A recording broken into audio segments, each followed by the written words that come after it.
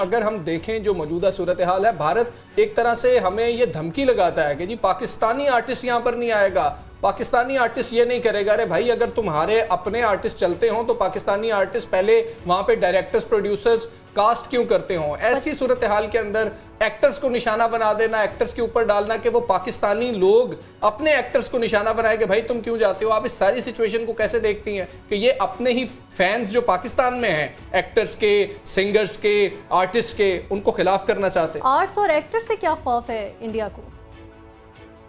पहले तो अच्छा जी, मेरा बड़ा क्लियर स्टांस था इस पे हमेशा से।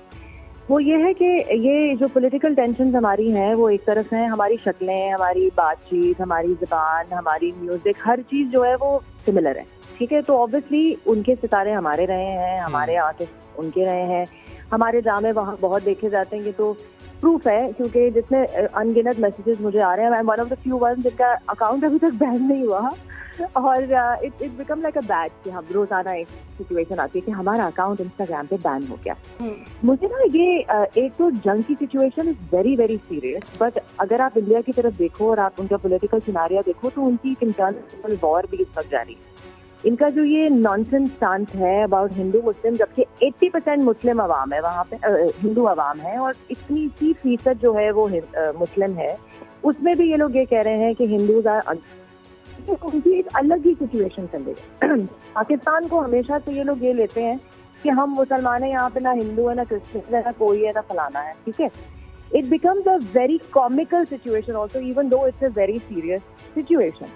जहाँ तक बात हमारे आर्टिस्ट की आती है और इनके आर्टिस्ट की आती है, तो वो कोलैबोरेशन तो कब से चल, और जावेद अख्तर साहब ने जब ये कहा था कि ये वन वे ट्रैफिक है, तो वन वे ट्रैफिक इसलिए बिकॉज आप लोग यहाँ आते हैं और आप फिर हमारे ऊपर ही बकवास करके चले जाते हैं कि हम बुरे, हम ये, हम फलाना, तो हम क्यों इनवाइट करें? एग्जैक्टली। दूसरी चीज ये हुई है कोलैबोरेशन, सीरियल्स भी बने हैं, यू नो फिल्में भी बनी हैं जिसमें इंडियन आर्टिस्ट है। मैं खुद एक फिल्म का हिस्सा थी जिसमें नंदिता दास थी, ठीक है। कोई ऐसी कहानी नहीं थी, it was an international situation, you know, और कोलैबोरेशन दुनिया भर में होती है। यू नो उसके कमर्शियल्स देखते हैं, एयरलाइन की कमर्शियल्स देखते हैं, तो उसमें अगर आप एमिरेट्स के देखें तो उसमें सारे इंटरनेशनल स्टार्स होते हैं, यू नो, जेनिफर एनिस्टन ने किया, आई थिंक इत्तेहाद का या एमिरेट्स का या किसी का। तो ये कोलैबोरेशन तो आर्टिस्ट को तो आपको लाना ही नहीं चाहिए, लेकिन जहाँ कौमियत की और नेशनलिज्म की बात आती है ना, तो हमें सेल्फ रिस्पेक्ट रखना बहुत जरूरी है। मतलब कहीं लाइन ड्रॉ करना हमारे लिए बहुत जरूरी है। ये अभी की बात नहीं है कि फवाद खान को या हानिया को या मायरा को या किसी को भी निशाना बनाया गया है, आतिफ असलम को और राहत फतेह अली को, जिसने भी नहा जाके नाम कमाया।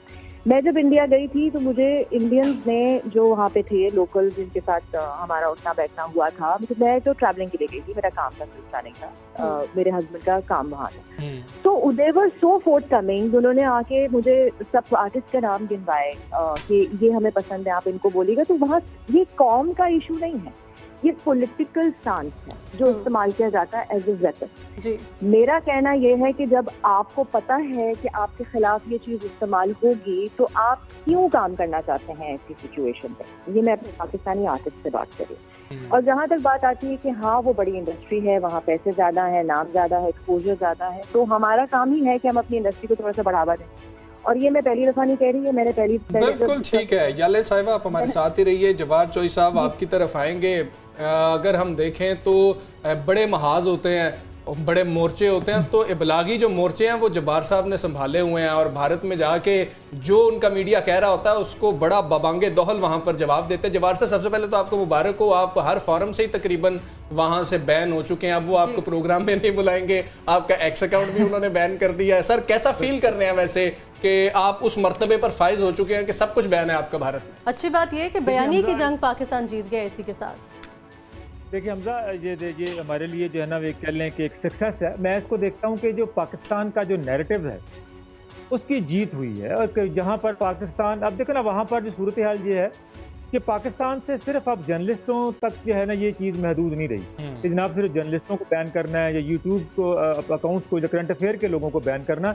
हमारे साथ इस वक्त इस ट्रांसमिशन में भी ज़ाहिर हमारी जो अपने शोबिस के अपना जो पूरी एक खेप है, उनको भी वहाँ पर जो है ना वो बैन किया जा रहा है। और मैं समझता हूँ अपना हमजा साहब कि ये इसमें पाकिस्तान का कोई नुकसान नहीं कर रहा है, हिंदुस्तान अपना नुकसान कर रहा है।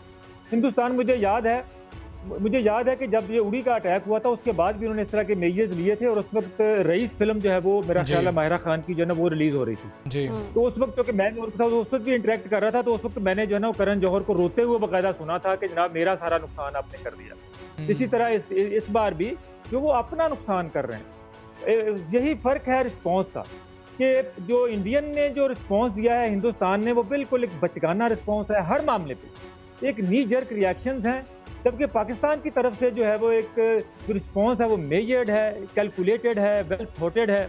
आपने देखा कि उन्होंने जनाब सिर्फ ये मेजर्स लिए जी कि हम सरहद बंद कर देंगे, हम आपके मरीजों को यहाँ से निकाल देंगे, लेकिन पाकिस्तान ने क्या किया, एक जो मेजर्स लिया कि हम आपकी एयर स्पेस बंद कर देंगे।